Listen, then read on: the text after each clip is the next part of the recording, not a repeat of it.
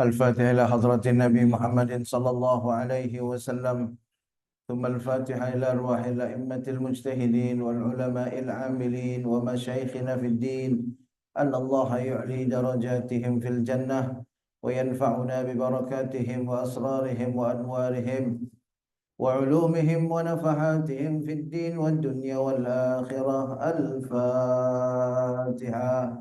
أعوذ بالله من الشيطان الرجيم. بسم الله الرحمن الرحيم. الحمد لله رب العالمين الرحمن الرحيم مالك يوم الدين. إياك نعبد وإياك نستعين. اهدنا الصراط المستقيم، صراط الذين أنعمت عليهم غير المغضوب عليهم ولا الضالين. آمين. يا رب بالمصطفى بلغ مقاصدنا واغفر لنا ما مضى يا واسع الكرم.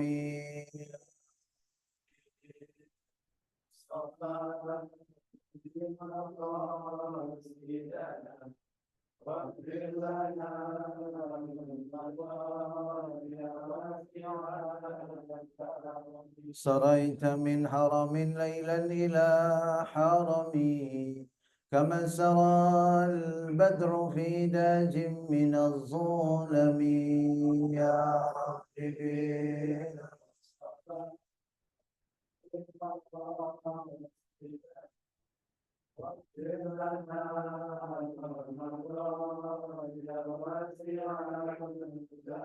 يا نفس لا تقنطي من زلة عظمت، إن الكبائر في الغفران كاللامم. يا رب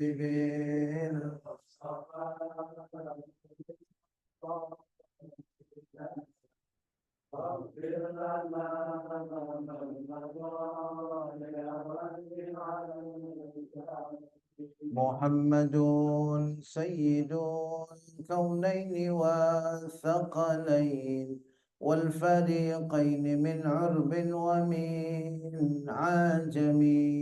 يا رب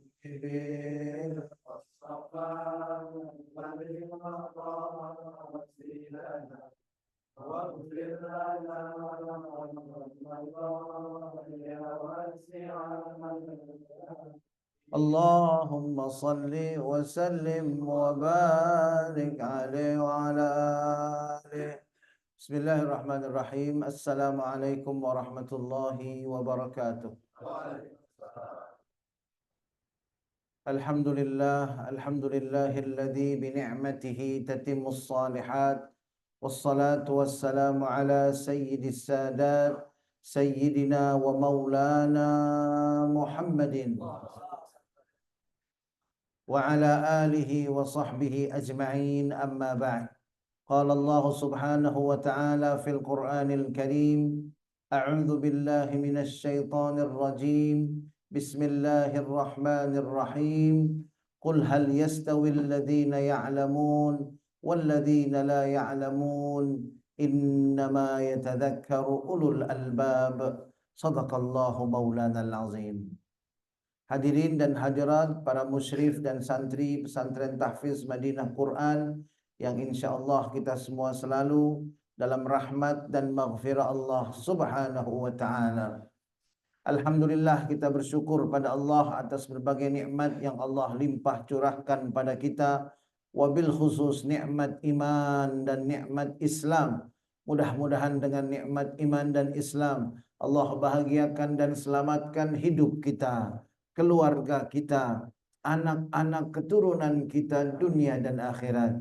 Mudah-mudahan dengan iman dan Islam kelak Allah subhanahu wa ta'ala anugerahkan pada kita husnul khatimah, dan mudah-mudahan dengan iman dan Islam kelak Allah subhanahu wa ta'ala pertemukan kita dengan kekasih hati kita Nabi besar Muhammad sallallahu alaihi wasallam, meraih syafaat beliau, berkumpul bersama orang-orang yang saleh di dalam surganya Allah subhanahu wa ta'ala. Amin, amin, amin ya Allah ya Rabbal Alamin.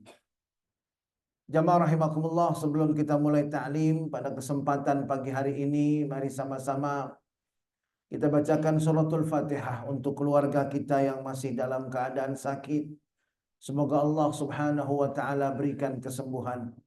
Wabil khusus mohon berkenan bacakan suratul Fatihah untuk nenek kami, Ibunda Hajah Siti Salamah binti Kiai Haji Abdul Karim yang saat ini masih dalam keadaan sakit. Semoga Allah sembuhkan penyakit beliau, Allah bersihkan penyakit beliau, dan Allah jadikan penyakit beliau sebagai pelebur dan penggugur dosa-dosa beliau. Dan juga kita khususkan Fatihah ini untuk Ibu Sri Suparti yang saat ini masih dalam keadaan tidak sadar di ruang ICU Rumah Sakit Cipto Mangunkusumo. Kita doakan mudah-mudahan Allah Subhanahu wa taala pulihkan kesehatannya, kembalikan kesadarannya. Allah berikan kesehatan kepada beliau dan jadikan penyakit beliau sebagai pelebur dan penggugur dosa-dosa beliau. Dan kita yang mendoakan mudah-mudahan Allah berkahi kesehatan tubuh kita, sehingga semakin sehat tubuh kita, semakin istiqamah beribadah kepada Allah Subhanahu wa taala. Ala hadhihi niyat wa likulli niyatin salihah, ala anna Allah yashfi mardana wa mardal muslimin shifaan ajilan kamilan la yughadiru saqaman, wa ila hadratin Nabi Muhammadin sallallahu alaihi wasallam. Al-Fatihah. أعوذ بالله من الشيطان الرجيم. بسم الله الرحمن الرحيم. الحمد لله رب العالمين الرحمن الرحيم مالك يوم الدين. إياك نعبد وإياك نستعين. اهدنا الصراط المستقيم صراط الذين أنعمت عليهم غير المغضوب عليهم ولا الضالين. آمين آمين آمين يا الله يا رب العالمين. Jamaah rahimakumullah, mulai pertemuan kali ini kita kembali membahas hadis-hadis baginda Nabi Muhammad sallallahu alaihi wasallam yang terdapat di dalam kitab Fathul Bari Syarah Sahih Al-Bukhari. Bab terakhir yang kita bahas adalah bab azan, dan kita lanjutkan pembahasan bab azan pada pagi hari ini. Kita mulai dengan pembahasan bab raf'is sauti bin nida.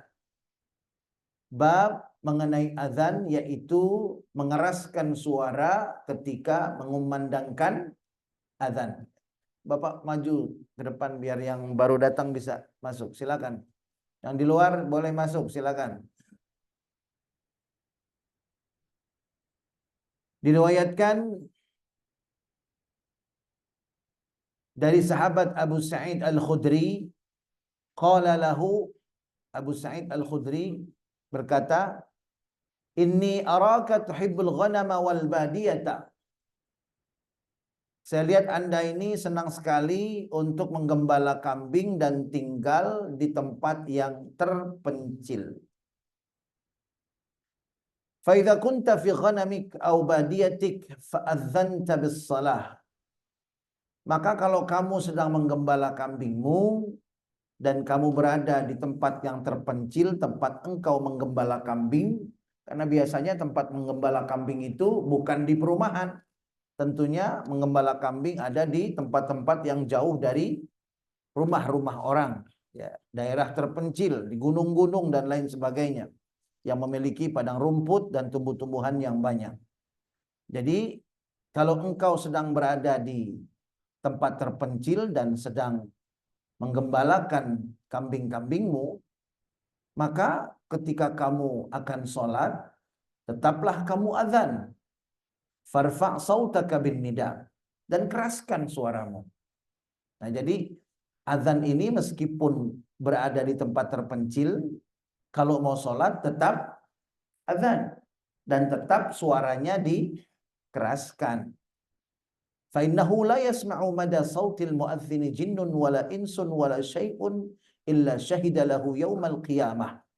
Karena sesungguhnya tidaklah apapun mendengar suara azan yang dijangkau oleh suara azan, baik itu yang mendengarnya jin, manusia, atau apapun maka itu semua akan menjadi saksi untuknya di hari kiamat.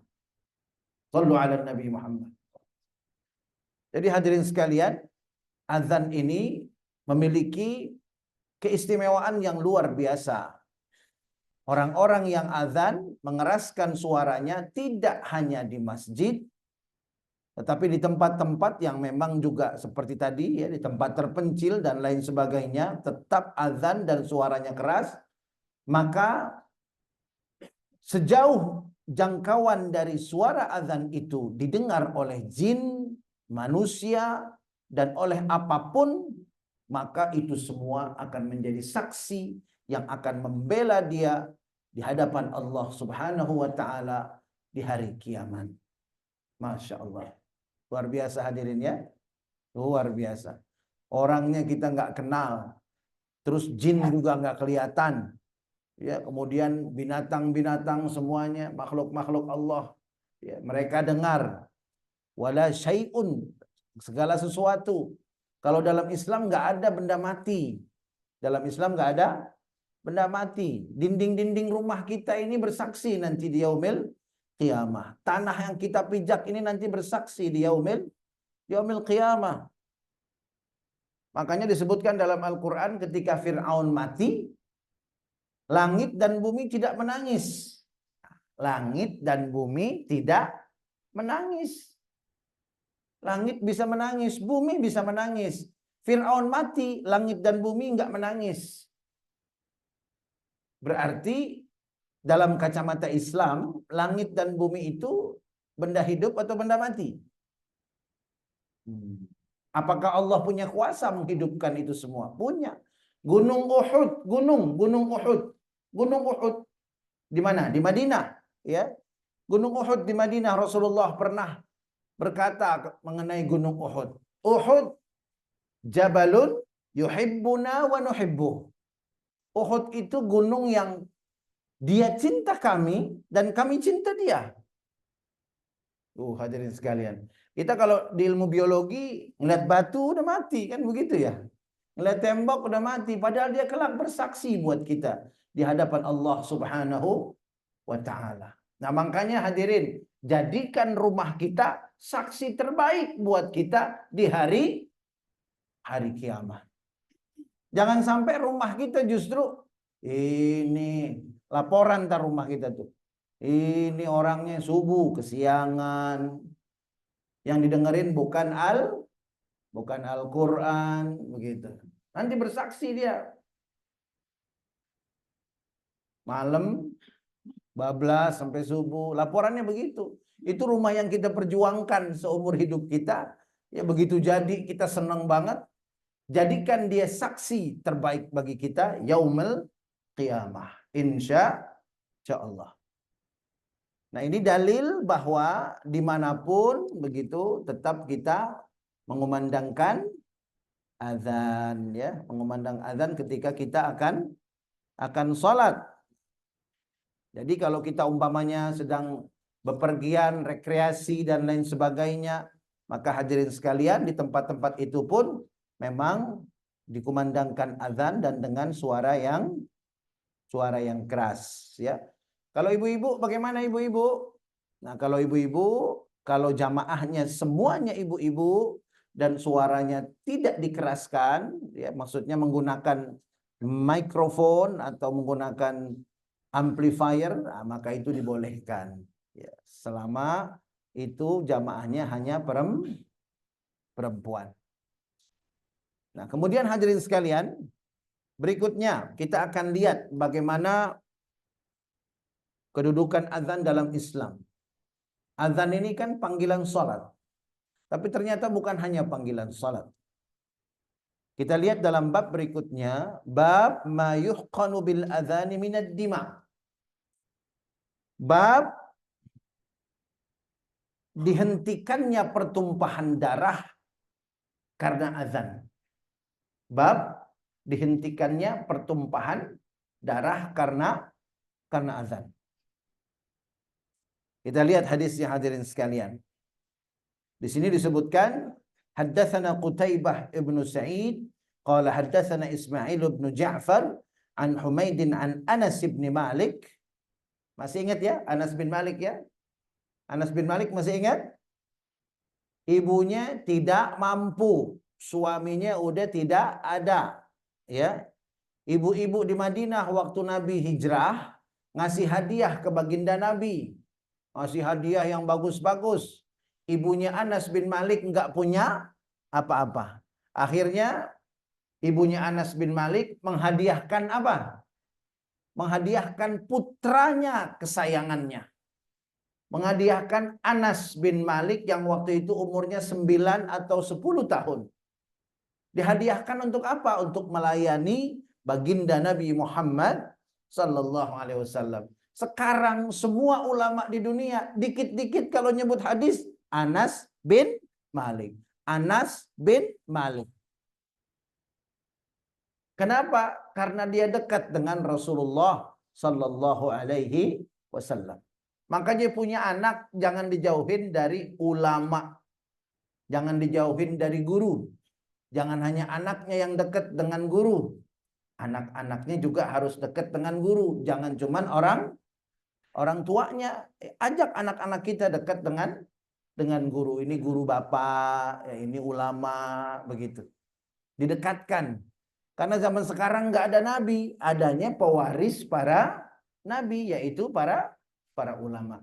Kalau kita pengen anak-anak kita selamat dunia akhirat, dekatkan mereka dengan para guru dan para ulama. Nah ini Anas bin Malik, kehidupan orang tuanya nggak mampu, ya, lalu kemudian berubah menjadi orang kaya. Tapi kayanya dunia dan akhirat. Banyak kaya dunia doang, banyak nggak? Triliunan tapi nggak tahu akhirat, ada apa enggak? Triliunan tapi nggak kenal sholat, ada apa enggak? Nah, kira-kira kalau begitu kayaknya di mana? Akhirat? Akhirat bangkrut, hartanya nggak ada lagi. Padahal nyaman betul banyak duit, betul nggak? Yang nyaman banyak duit di dunia, jangan sampai bangkrut di itu yang harus kita rencanakan, ya. Itu yang harus direncanakan. Hadirin saya tanya, mana yang paling bagus? Rencana kita cuman sampai mati, sampai dunia aja. Ada lagi rencananya sampai akhirat. Ah, saya mah puas-puasin aja di dunia. Hidup cuman sekali. Akhirnya banyak duit segala macam dia puas-puasin, nggak kenal agama. Semuanya dia punya. Keluarganya rukun, anak-anaknya sukses. Kan begitu? Wah, hartanya berlimpah di mana-mana. Cuma yang namanya ulama agama nggak kenal. Akhirnya semuanya jauh dari akhirat. Ya, pola pikirnya dunia, dunia dan dunia. Yang penting saya baik sama sesama. Allah dia lupa. Allah yang ngasih dia hidup, Allah yang ngasih dia matahari, udara gratis, termasuk kesehatan, dia bisa cari uang banyak. Dia lupa. Sama orang yang nyari duitnya getol di dunia, tapi ibadahnya getol, taklimnya juga rajin. Sehingga dengan taklim dan ibadah itu mengarahkan dunianya untuk membuat hidupnya nyaman di dunia, dan dia juga punya perencanaan dengan hartanya dia hidup nyaman di dalam surganya Allah Subhanahu wa taala. Saya tanya hadirin bapak-bapak, ibu-ibu, jawab yang jujur. Mana yang bagus perencanaannya? Nomor 1 apa nomor 2? Nomor 2 yang mana? Yang perencanaannya bahagia dunia akhirat. Nah, mudah-mudahan yang taklim dengan saya, ya semuanya perencanaan kita untuk keluarga bukan hanya buat dunia, tapi juga buat akhirat. Insya Allah. Mudah-mudahan semuanya istiqomah. Ya, amin ya rabbal alamin. Hadirin. Kemudian Anas bin Malik meriwayatkan anna Nabi sallallahu alaihi wasallam kana idza ghaza bina qauman lam yakun yaghzu bina hatta yusbiha wa yanzur. Nih, Nabi nih. Nabi kalau berangkat berperang gitu ya, berangkat berperang dan yang dituju adalah satu kaum gitu. Nabi itu tidak berperang kecuali sudah masuk waktu subuh. Sudah masuk waktu subuh. Fayanzur, terus Nabi tunggu. Nah, pertanyaannya, apa yang Nabi tunggu? Fa in sami'a adzanan kaffa anhum. Kalau seandainya Nabi mendengar suara azan di tempat yang dituju, maka pasukannya akan diperintahkan untuk pulang kembali. Wa in lam yasma' adzanan aghara alaihim. Kalau seandainya tidak mendengar azan, maka kemudian berlanjut dengan peperangan. Ya. Qala, lalu kemudian Anas bin Malik menceritakan, fa kharajna ila Khaybar.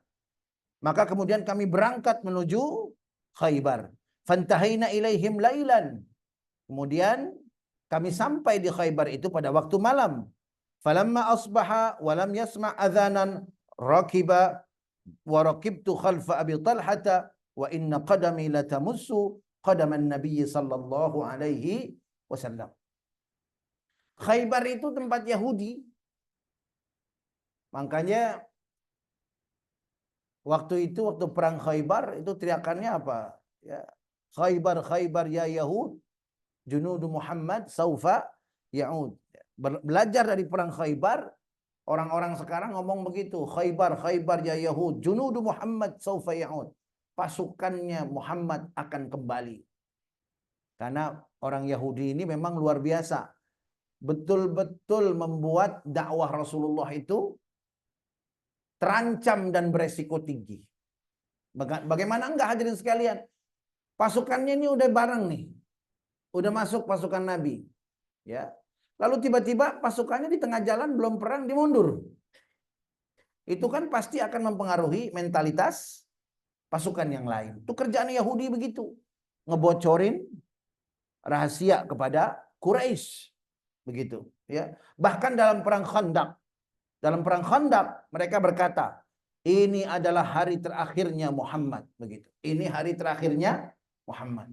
Dan sedihnya hadirin sekalian, waktu perang Khandaq itu tidak hanya orang kafir Quraisy, tapi orang yang ngaku-ngaku Islam, munafik, juga mereka berseteru untuk menghancurkan dakwah Nabi Muhammad sallallahu alaihi wasallam. Dan ini yang terjadi saat ini di bumi Palestina. Hadirin sekalian, sekarang terjadi. Kita bertanya-tanya, kemana pemimpin-pemimpin Arab? Betul? Kalau kita kan jauh, ya. Tapi yang dekat-dekat kan banyak. Bahkan yang berbatasan dengan Palestina seperti Mesir, Jordan, itu kita pertanyakan, bagaimana ini pemimpin-pemimpinnya? Kenapa tidak bela dia punya saudara? Dibantai dan lain sebagainya. Saya terus terang tersentuh dengan apa yang disampaikan oleh bukan orang Islam, ya.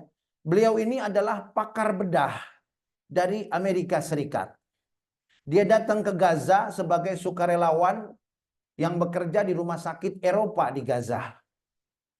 Dia ini adalah pimpinan dari sekolah bedah internasional.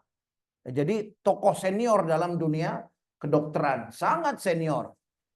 Namanya saya lupa namanya. Soalnya bukan nama orang kita. Kalau Ujang, gampang nggak ingetnya? Gampang. Ujang, siapa lagi? Entong, kan gampang ingetnya. Kalau ini namanya agak-agak susah, jadi saya nggak inget nih. Gitu. Nggak apa-apa deh, ceritanya aja. Dia bilang begini, saya datang ke Gaza jadi sukarelawan. Saya ini udah 40 kali saya ini ikut misi kemanusiaan secara sukarela di seluruh dunia.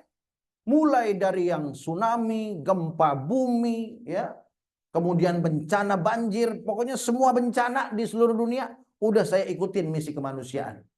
Belum lagi korban-korban perang. Terakhir saya bantu juga Ukraina, kata dia begitu.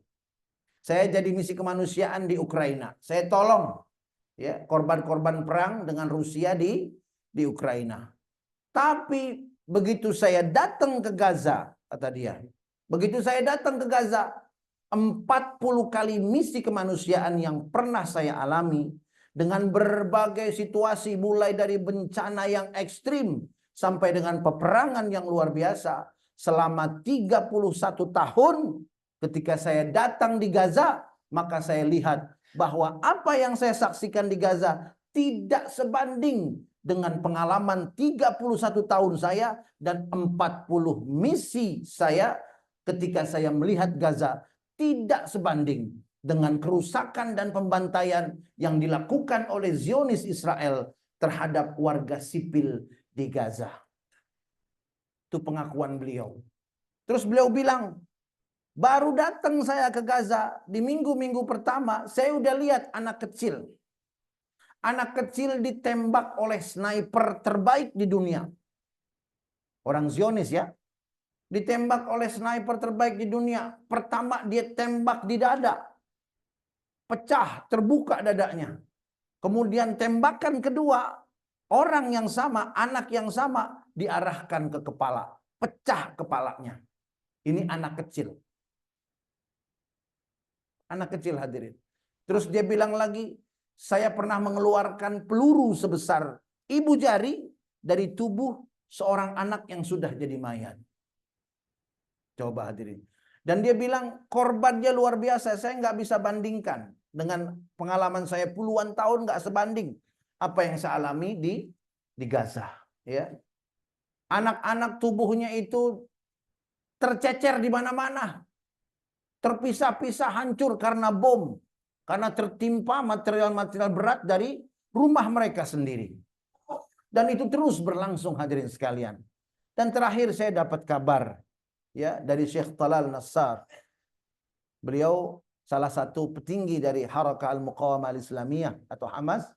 Beliau dalam wawancaranya menyampaikan bahwa di Khan Yunis sekarang ini sedang dibombardir Khan Yunis ini di Gaza ya. Itu satu keluarga dibom. Satu keluarga dibom hadirin sekalian. Satu keluarga dibom. Rumahnya hancur berantakan. Lalu kemudian begitu dibersihkan, ditemukanlah sepotong tangan yang sudah putus dari lengannya. Tangan perempuan sudah putus dari lengannya. Terus yang istimewanya apa? Tangan itu begini hadirin sekalian. Telunjuknya menunjuk.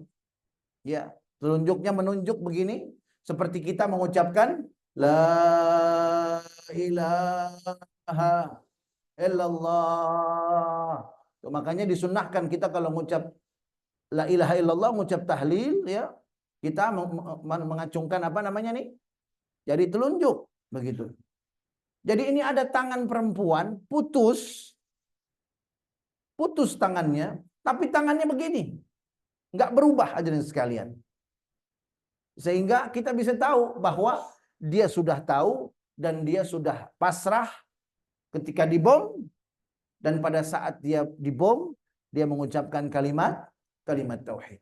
Dan banyak sahabat-sahabat Rasulullah yang ketika wafat itu tangannya begini. Ketika wafat, tangannya menunjukkan kalimat tauhid. Banyak yang begini. Ya, dia tunjuk dengan telunjuknya, setelah itu wafat begitu. Nah, mudah-mudahan makanya kita kalau taklim mintanya husnul khotimah. Sebab kalau dapat husnul khotimah, semua yang kita ada di dunia ini jadi untung. Betul?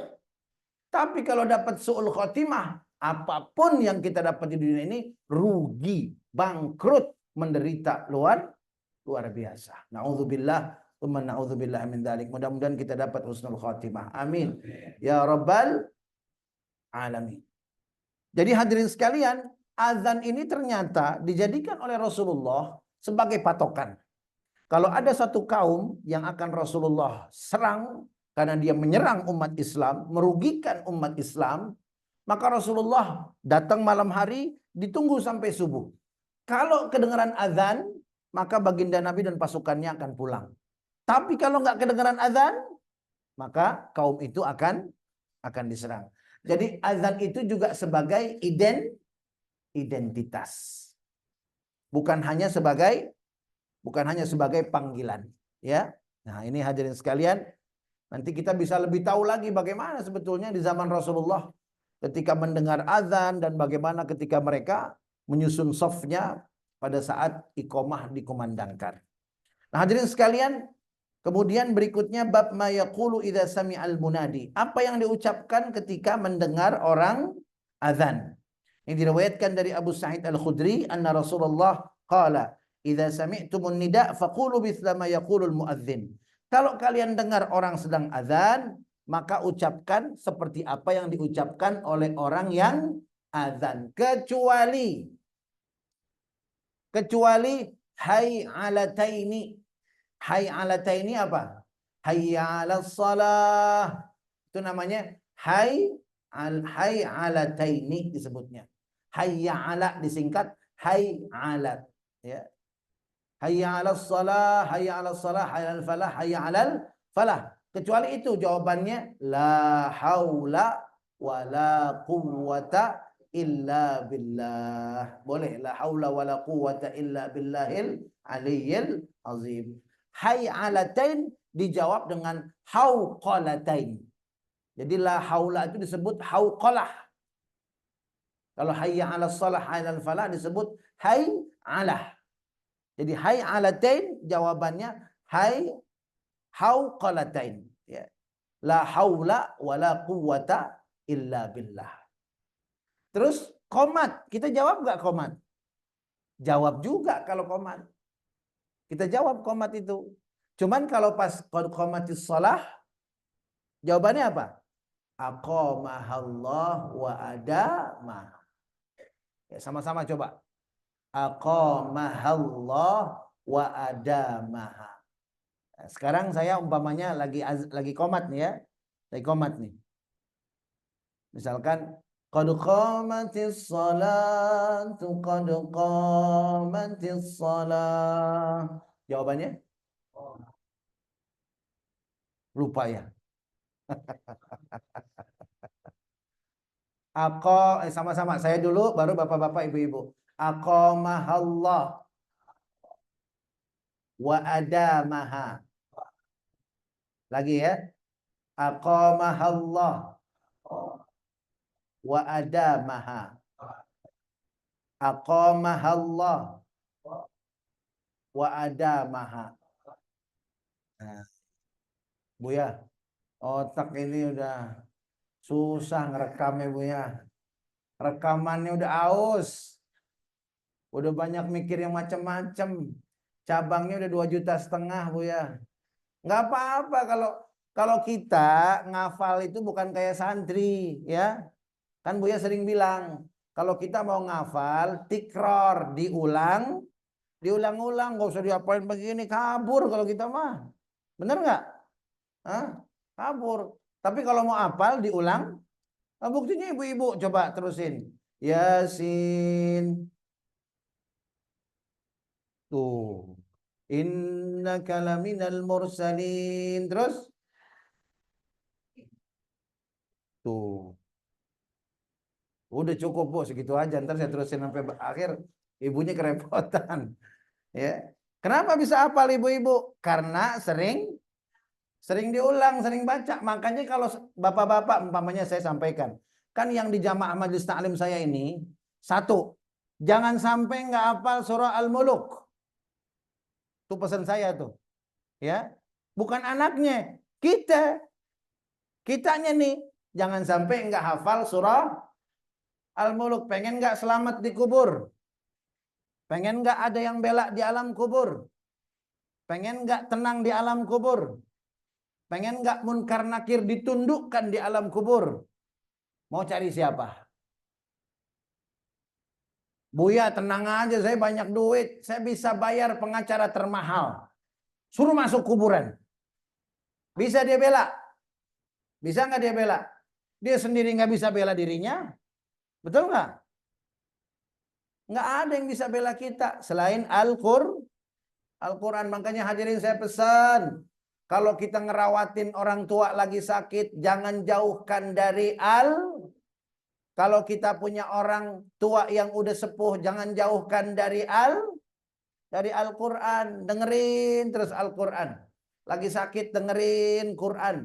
Ketika nanti nggak ada umur, dia kan sering dengar Quran. Mudah-mudahan, ya, mudah-mudahan baik yang dibaca langsung oleh anaknya ataupun diperdengarkan lewat alat-alat elektronik. Mudah-mudahan Quran jadi peneman beliau nanti di alam barzakh. Ini enggak, bapaknya demen dangdut. Maaf apa kemudian sakitnya nggak bisa gerak kemana-mana. Mau denger apaan Pak? Biasa itu yang Siti ini aja katanya, yang Siti itu tuh begitu. Sama anaknya diikutin, disetelin dangdut. Ya badannya nggak bisa goyang, pinggulnya doang goyang itu di atas kasur. Lagi begitu mati, gimana kira-kira? Hah? Senang apa sedih? Oh ya Allah, alhamdulillah. Kenapa? Bapak saya waktu meninggal tahu nggak? Goyang denger dangdut. Ada nggak yang girang begitu? Nah, makanya jangan jauhkan dari Nah, saya sering bilang sama jamaah nih, semua jamaah nih, siapapun, apapun pekerjaannya, apapun profesinya, mau bilang sibuk, mau bilang nggak sibuk, semuanya bakal masuk kubur. Nah, yang pengen selamat di alam kubur, hafalin surah Al-Muluk. Kalau bisa 30 juz Al-Quran, alhamdulillah. Kalau nggak bisa, jangan sampai enggak banget kita bawa bekal. Ya, anak kita ntar bakal pulang ninggalin kita. Emang mau dia masuk kuburan nemenin bapaknya? Mau nggak? Nggak mau. Istri kita cintanya bagaimana? Mau nemenin dalam kubur? Tuh enggak katanya tuh. Langsung dijawab. Langsung dijawab itu. Tuh, bapak-bapak juga begitu kan? Sayang sama istrinya. Minta apa aja asal nunjuk dibeliin. Ya ke pasar, nunjuk ini beli mah. Nunjuk ini beli mah. Bapak kok begitu amat sih sama saya? Saking sayangnya saya sama kamu. Masya Allah. Luar biasa ya. Begitu masuk kubur.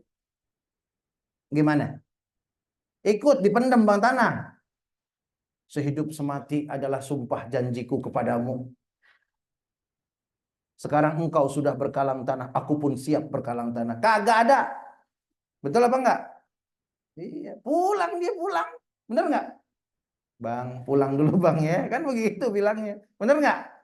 Nah kita tahu tuh kedengar ya Allah. Sekarang siapa yang nemenin kita? Surah yang sayang sama diri, yang sayang sama istri, yang sayang sama anak, cucu. Jangan sampai nggak hafal surah Al-Muluk. Caranya gimana? Diulang.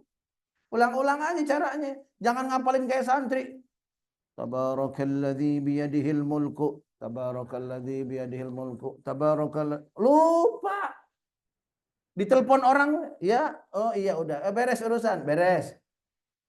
Apa tadi ya? Nah, kan begitu ya? Hah? Kira-kira bener apa enggak? Bener apa enggak? Nah, kecuali ada keistimewaan dia bisa apa namanya?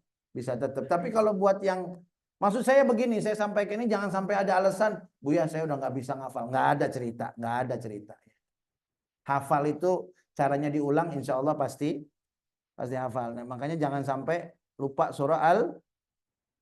jangan sampai lupa surah Al-Muluk begitu ya. Insya Allah. Nah, hadirin sekalian, kembali kepada hadis azan ini, nah, ketika kita mendengar qad qamatis shalah, maka bacaannya adalah aqamahallahu wa adamaha. Aqamahallahu wa adamaha. Kalau hayya 'alas shalah, la haula wala quwwata illa.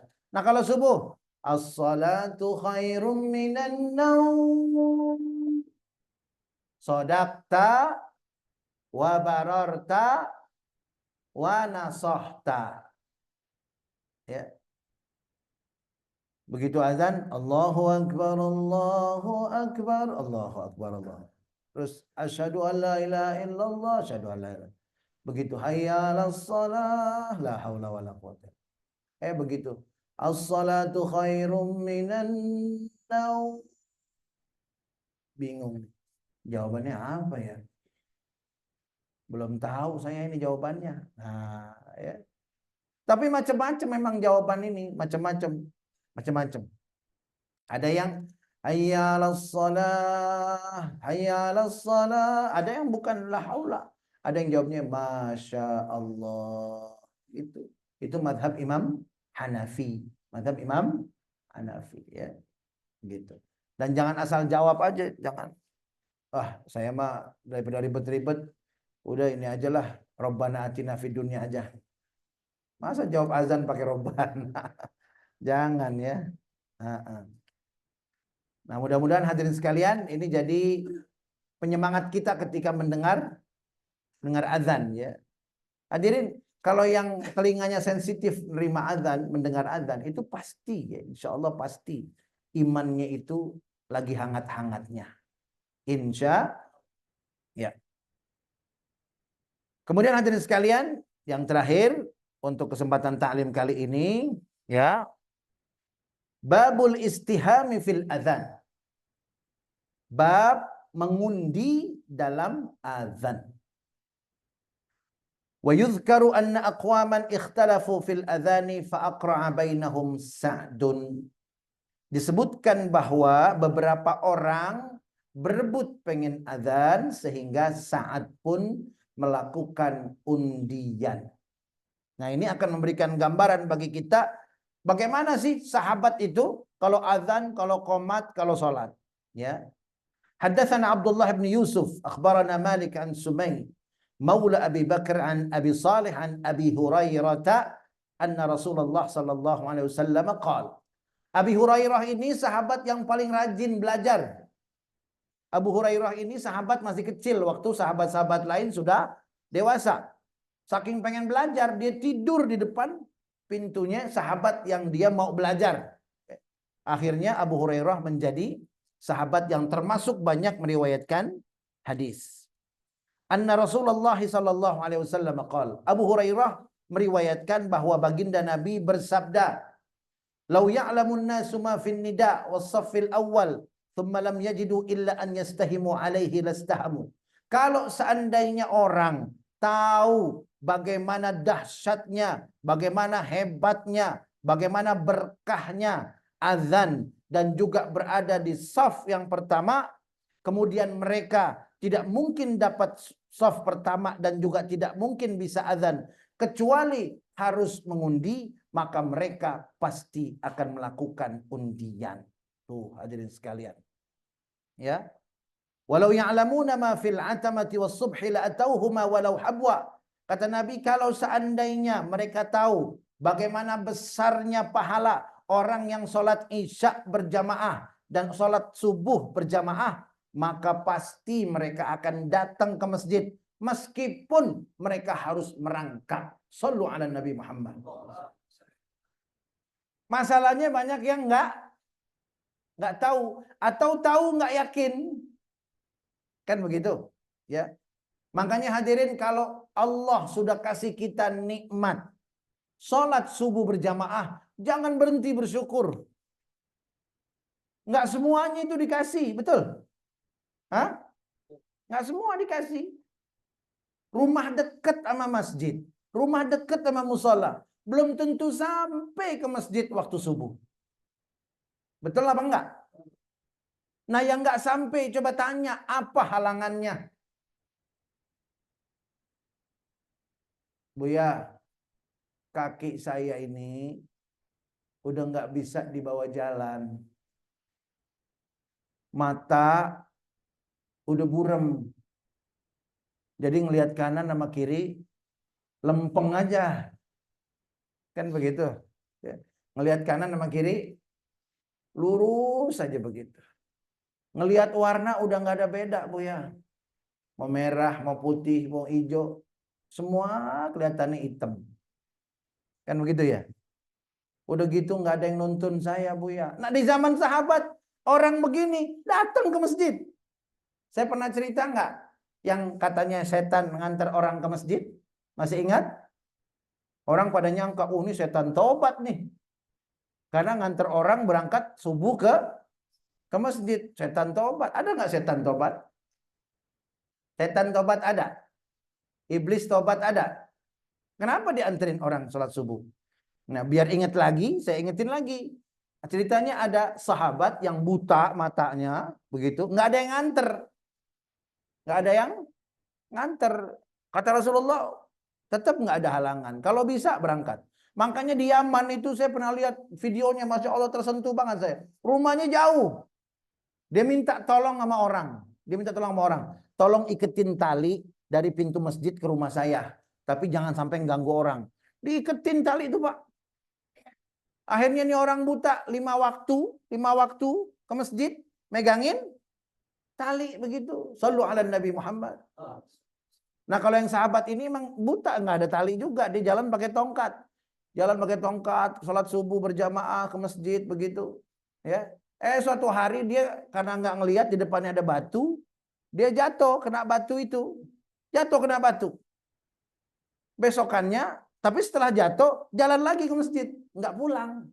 Tuh kalau orang udah cinta begitu, betul? Ya. Makanya saya sering bilang, kalau udah cinta sama majelis taklim, gerimis datang apa enggak? Benar.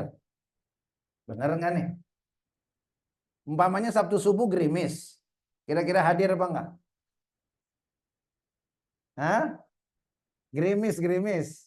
Hadir apa enggak? Hadir ya? Nah. Hujan geledek? Hujan geledek hadir apa enggak? Orang zaman dulu ngaji malam-malam, lewatin sawah, banyak ular kobra. Ya, dia pakai sepatu bot. Betul enggak? Sarungnya dikeatasin.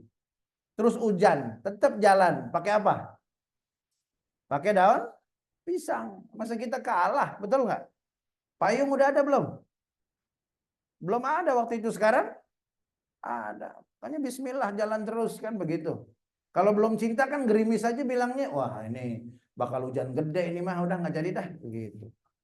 Padahal baru hujan, baru gerimis bilangnya wah bakal gede ini mau hujan ini mah bakal gede. Emang udah dasarnya males ya.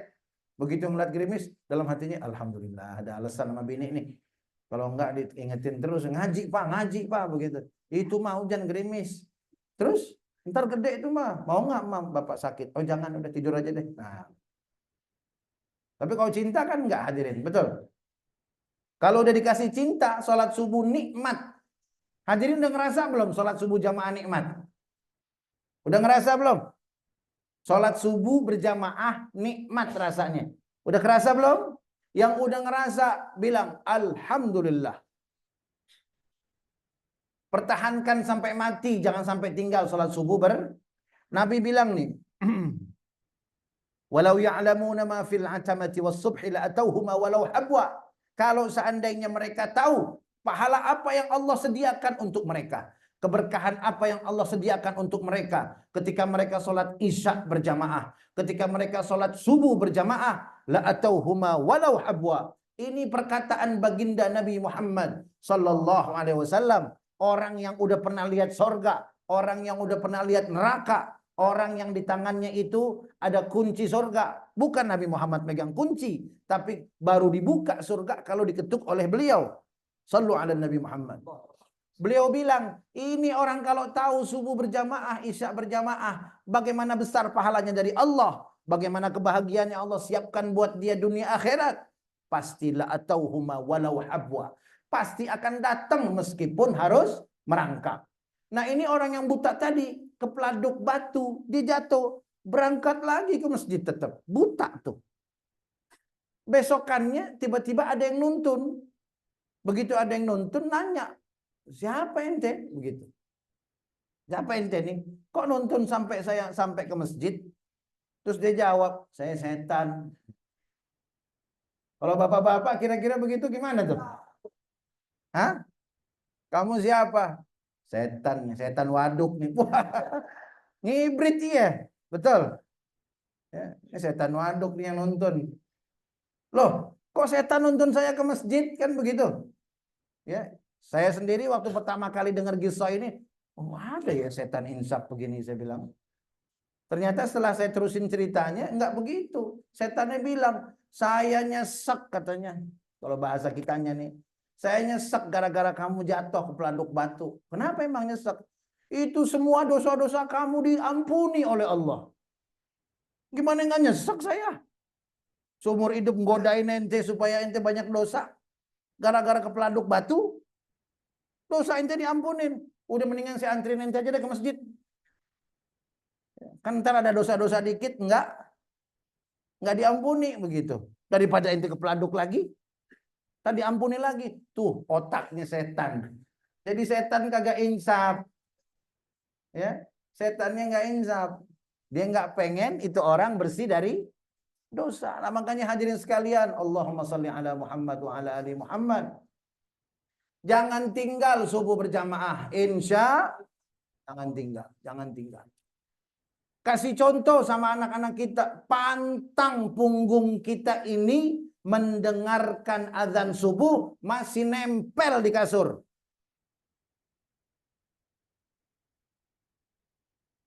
Allahu Akbar, Allahu Akbar. Subuh, subuh.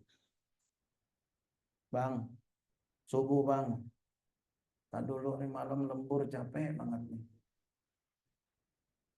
As-salatu khairum minan naum. Istrinya udah rapi, pakai mukena, udah gelar sejadah. Lakinya masih pespa. Jangan sampai begitu. Jangan sampai. Buya, saya nggak begitu. Cuman ya mungkin sekali-kali pernah Buya saking capeknya. Oh itu makzur. Nggak apa-apa itu mah. Kalau kecapean sekali-sekali begitu. Nah ini yang nggak boleh berkali-kali. Kalau sekali-sekali boleh.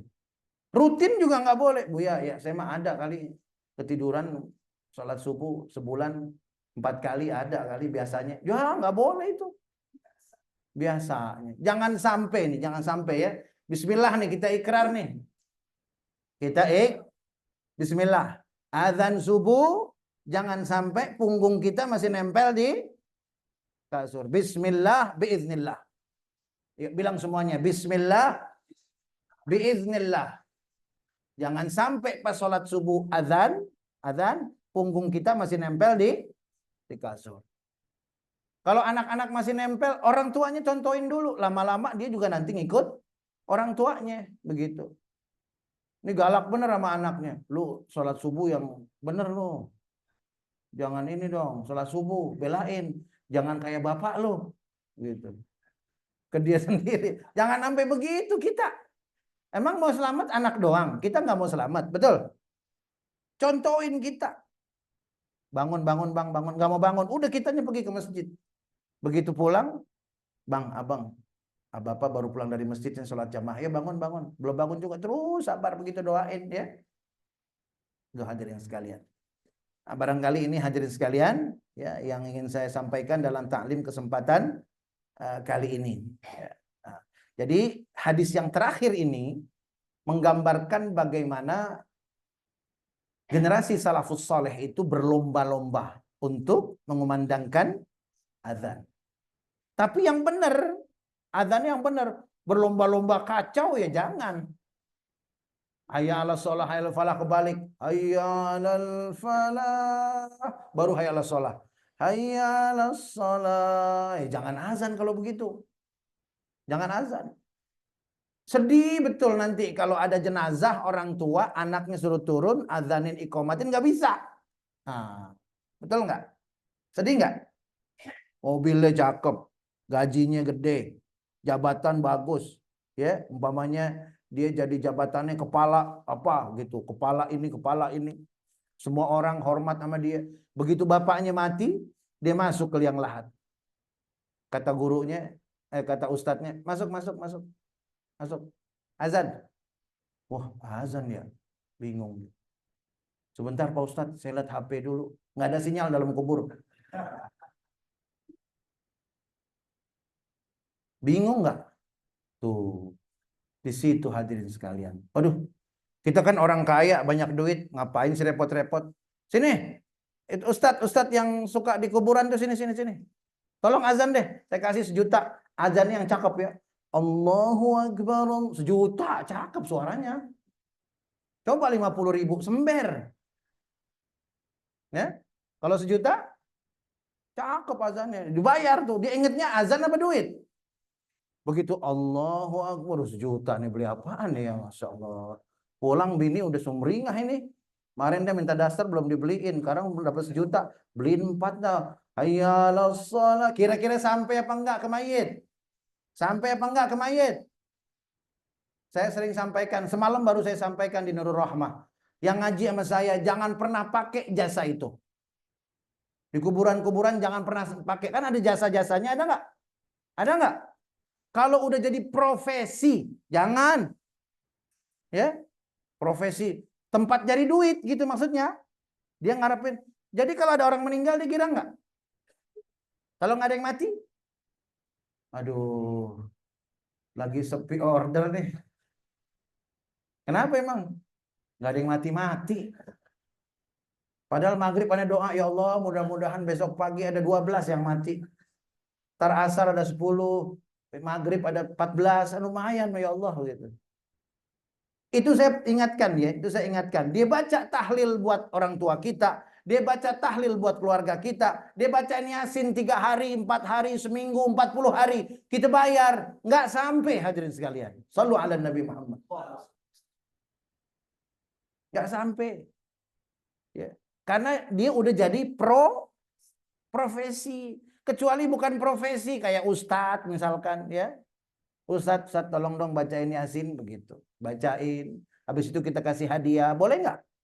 Boleh. Ya. Ustadznya juga jangan ngarepin. Wah ini belum ada yang mati lagi begitu. Ya. Ini siapa yang mati nih? Siapa yang mati nih? Orang kaya. Perlu bacain Yasin nggak kata Ustadznya begitu? Jangan. Giliran yang nggak punya aja. Maaf saya keluar kota begitu. Jangan begitu. Kalau profesi gimana? Pernah nggak bapak-bapak ibu-ibu apa namanya ngalamin? Kalau di ngajiin 3 hari biayanya segini, ada nggak? Itu jangan hadirin sekalian ya Allah. Murah bener agama, murah bener Yasin ya Allah. Kemana keluarganya? Nggak usah bacain di kuburan. Cukup anak-anaknya di kamar. Nyampe nggak? Mana yang lebih bagus? Anak-anaknya pada nggak bisa baca Quran. Bisanya nyari duit doang. Akhirnya nyuruh orang ngapain sih repot-repot zaman modern begini. Di WA. Ustaz, ini ya paket 40 hari. Saya kasih 150 juta Ustaz. Wah. Siap ya? Ya siap. Dia sibuk nih ngurusin dunia. Ini Ustaznya 150 juta. Waduh, baca deh. Baca Yasinnya juga Masya Allah sampai merdu banget begitu. 150 juta. Kalau 15.000 serak dia begitu. Kira-kira nyampe nggak kalau begitu tuh? Makanya jangan hadirin sekalian, jangan dipakai. Baik hadirin sekalian, mudah-mudahan ada manfaatnya dan mudah-mudahan apa yang kita dapat di majelis saya ini biar sedikit kita amalin. Bawa keberkahan buat kita, buat keluarga dan anak-anak juga. Ya, kalau ada anak-anak yang hadir di majelis ini, sama-sama kita doain biar istiqomah nanti. Sampai dia tua tetap hadir di majelis taklim. Dan yang belum hadir mudah-mudahan bisa hadir sekalian. Ya, amin ya rabbal alamin. Hadirin sekalian, alhamdulillah seperti yang saya sampaikan pada pertemuan yang lalu, untuk tanah yang akan dibeli 600 meter persegi ya, itu sudah tertutup sebagian besar dan masih ada sekitar 5 juta rupiah lagi. Penyerahannya insya Allah transaksinya akan dilaksanakan tanggal 1 Agustus. Tanggal 1 Agustus. Jadi masih ada 5 juta lagi. Nah, bagi yang ingin ikut patungan atau menutup wakaf untuk pesantren tahfiz putri Madinah Quran. Ya, saya persilahkan. Ya, mudah-mudahan jadi sumber aliran pahala yang terus mengalir buat kita semua. Amin. Ya Rabbal. Bismillahirrahmanirrahim. Alhamdulillahirabbil alamin. Allahumma shalli ala sayidina Muhammad wa ala ali sayidina Muhammad. Allahumma la tada' lana fi majlisina hadza dzamban illa ghafartah. Ya Allah, ampuni dosa-dosa kami yang hadir di majlis ini ya Allah. Wala aiban illa satartah. Ya Allah, masa lalu kami ya Allah yang kelam, yang hitam, yang penuh dengan kelalaian dan kekhilafan. Tutup ya Allah, ampuni dunia dan akhirat. Wala maridan illa syafaitah, yang sakit berikan kesembuhan. Wala dainan illa qadaitah, yang masih berhutang mampukan untuk melunasi hutang-hutangnya. Wala hajatan min hawaijid dunya wal akhirah illa qadaitaha wa yassartaha ya Allah ya rabbal alamin. Yang memiliki rencana mudahkan urusannya untuk kemaslahatannya dunia dan akhirat. ربنا هب لنا من أزواجنا وذرياتنا قرة أعين واجعلنا للمتقين إماما. Ya Allah, ya Rabbana, jadikan ya Allah pasangan hidup kami, anak-anak keturunan kami ya Allah. Jadikan mereka semua penyejuk mata kami ya Allah. Dan jadikan kami pemimpin orang-orang yang bertakwa. Rabbana ighfir lana wa liwalidayna warhamhuma kama rabbayana shighara. Rabbana atina fid dunya hasanah wa fil akhirati hasanah wa qina adzaban nar. Wa sallallahu ala sayyidina wa maulana Muhammadin wa ala alihi wa sahbihi wa sallam. Walhamdulillahi rabbil alamin. Subhanakallahumma wa bihamdika asyhadu an la ilaha illa anta astaghfiruka wa atubu ilaik. Billahi taufiq wal hidayah. Assalamualaikum warahmatullahi wabarakatuh. Sallu ala Nabi Muhammad. Isra.